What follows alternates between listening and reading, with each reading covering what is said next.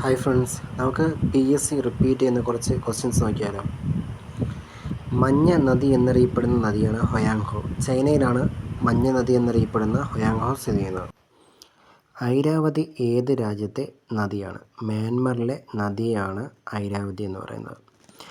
ഓസ്ട്രേലിയയിലെ നീളം കൂടിയ നദിയാണ് മുറേ ഡാർലിംഗ് നദി. കാനഡയിലെ നീളം കൂടിയ നദിയാണെങ്കിലോ മക്കൻസി നദിയാണ് കാനഡയിലെ ഏറ്റവും നീളം കൂടിയ നദി. ലോകത്തിലെ ഏറ്റവും വലിയ തടാകമാണ് കാസ്പിയൻ തടാകം. ആഫ്രിക്കയിലെ ഏറ്റവും വലിയ തടാകമാണ് വിക്ടോറിയ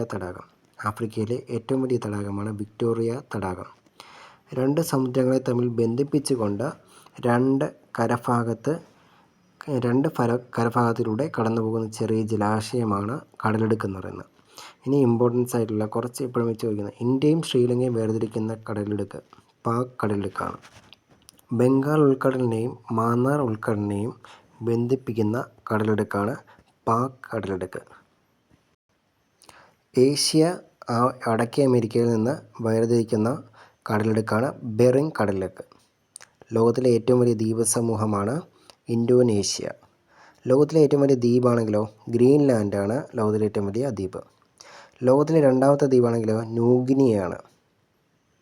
ചാൾസ് ഡാർവിൻ്റെ പഠനയാത്രകളുമായി ബന്ധപ്പെട്ട പ്രസിദ്ധമായ ദ്വീപാണ് ഗാലപ്പഗോസ് ദ്വീപാണ് ചാൾസ് ഡാർവിൻ്റെ പഠനയാത്രകളുമായി ബന്ധപ്പെട്ട പ്രസിദ്ധമായ ദ്വീപ്. ഞാനൊരു ക്വസ്റ്റ്യൻ ചോദിക്കാം, അതിന് ആൻസർ നിങ്ങൾ താഴെ കമൻറ്റ് ചെയ്യുക, അറിയാൻ നോക്കുക.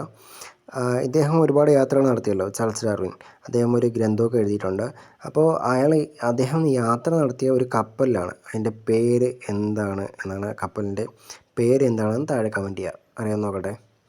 അപ്പോൾ വീഡിയോ ആദ്യമായിട്ട് കാണുന്നവരാണെങ്കിൽ, ചാനൽ ആദ്യമായിട്ട് സന്ദർശിക്കുന്നവരാണെങ്കിൽ ഉറപ്പായിട്ടും സബ്സ്ക്രൈബ് ചെയ്യാൻ മറക്കരുത്. അടുത്ത വീഡിയോയിൽ കാണുന്നവരേക്കും എല്ലാവർക്കും നന്ദി, നമസ്കാരം.